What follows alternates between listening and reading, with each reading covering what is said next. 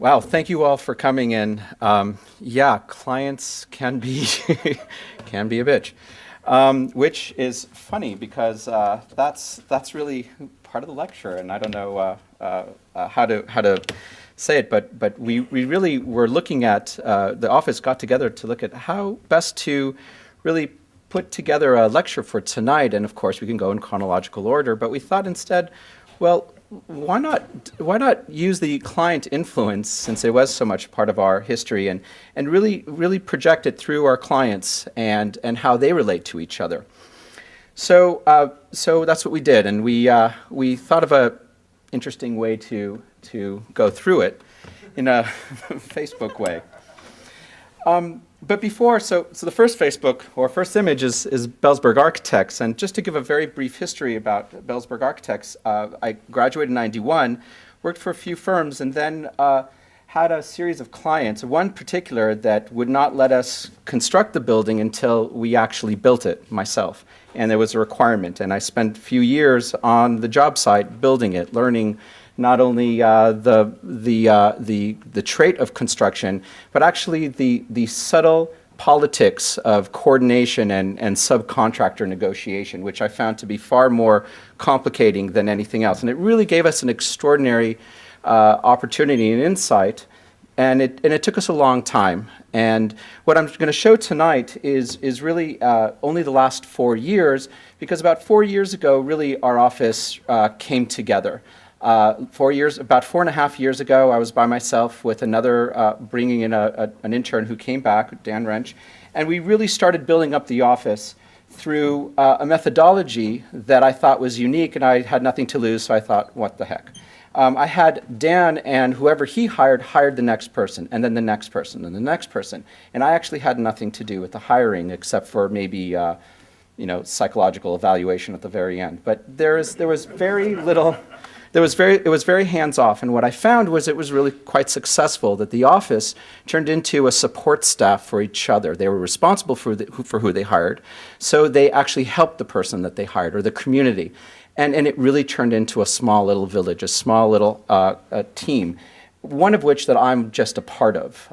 Not a principal, not a design principal, but really part of this team. One project that we did see to fruition right down the street is the lab.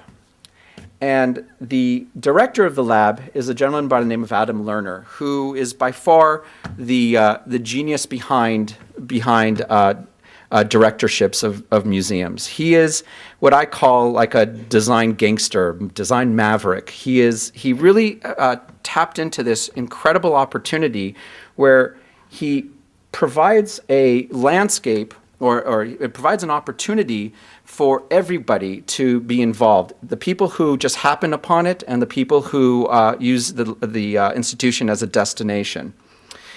Adam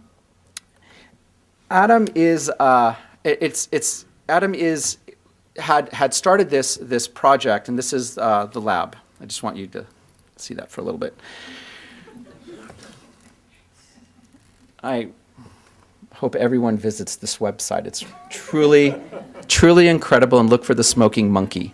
It's really, trust me on this. Now, the lab started in what we consider an outdoor mall, basically. And it had the unfortunate scenario of being within all of the signage and bombardment of signage that malls have. This is a piece from his website, and you could see what he had to work with inside this mall, this outdoor mall, was what he called part art museum, part public forum, and that was part of the problem. This is just one of his scenarios.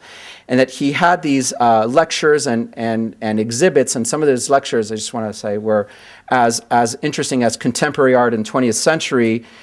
And right next to the person presenting was the history of barbecued pork sandwiches.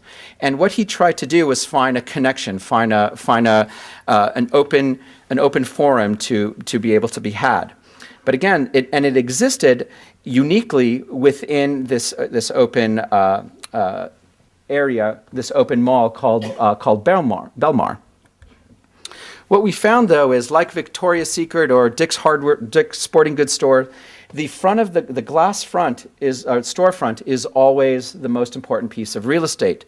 But our design and our interest here was to void that very expensive real estate, create nothing there, but create this element, this amorphic element that says nothing but curiosity to somebody walking by. You could be shopping for Victoria's Secret and all of a sudden you come across this thing, this undulating element that has no significant pattern to it, but yet it has this hierarchy of texture to it. And it tries to, and it invites you to do different things. It becomes entry, it becomes chair, it becomes advertising. It doesn't say it needs to be anything other than come here and try me out, or what do you think I am, or what do you want me to be? And that's how we decided to play into Adam's very diverse program. It sends you upstairs, either via a glass elevator or staircase, where upstairs is a very, very flexible museum, basically. And anyone, it changes, I think, every 3 months. And for example, the first show was Isaac Julian, who just showed his new piece, Phantom Afrique, here right after he presented it for the first time at the Pompidou Center, and how wonderful it is to have somebody go shopping at, Martha Stewart's store, and then all of a sudden happen to be introduced to Isaac Julian. And then leaving really just still not understanding what the heck that is. So, from somebody who invites everybody to a client who is very exclusive and doesn't want anybody unless you have $200,000 for donation. This is, I don't know exactly who Olive is, but she is our client. And she is our client by virtue of the founders at the Ahmanson Theater on the campus of the Los Angeles Performing Arts Center. Here, the founders wanted a room before they enter the theater, so it's their room, their elevated place where they can feel special from everybody else, and the spectacle of seeing your friends and colleagues was extremely important.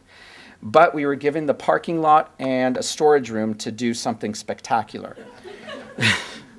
So we started with, this is where they would come and park close by.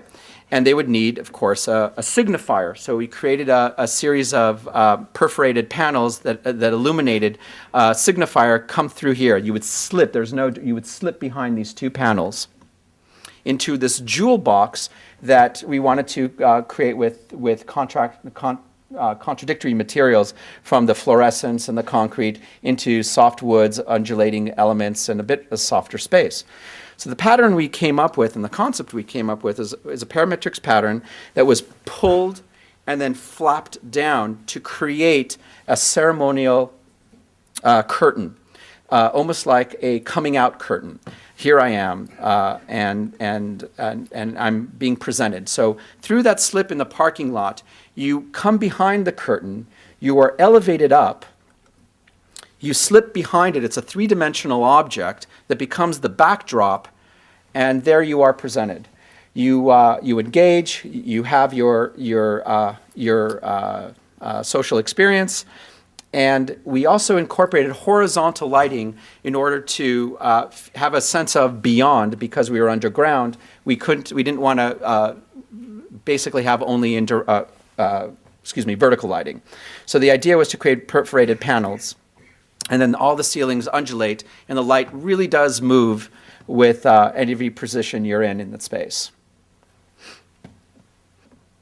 On the same campus is a client that doesn't need really any introduction. It's for the Walt Disney Concert Hall.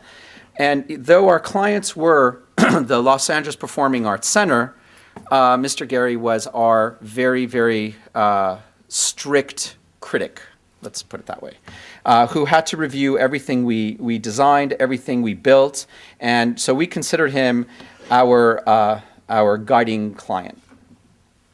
The idea was there were 18 firms around the country, and we were shortlisted and won the 15,000 square feet of interior space at the Disney Concert Hall.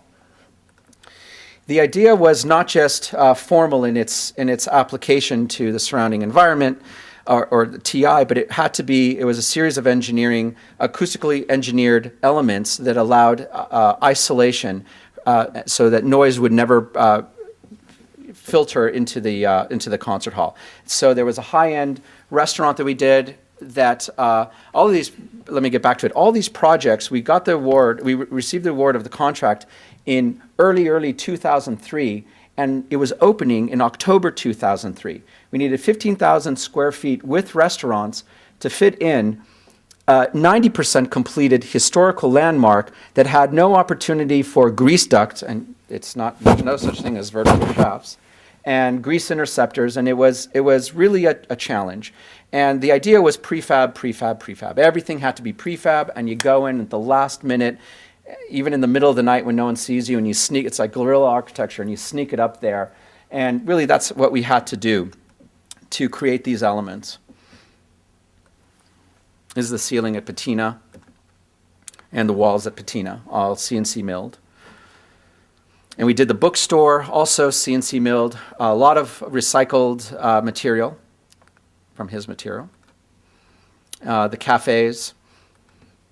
And we're still working there. They're still, after all that, still inviting us to, this is a new bar, a new glass stacked bar that also has an articulated element in front with, trying to have it fit right in. Trying.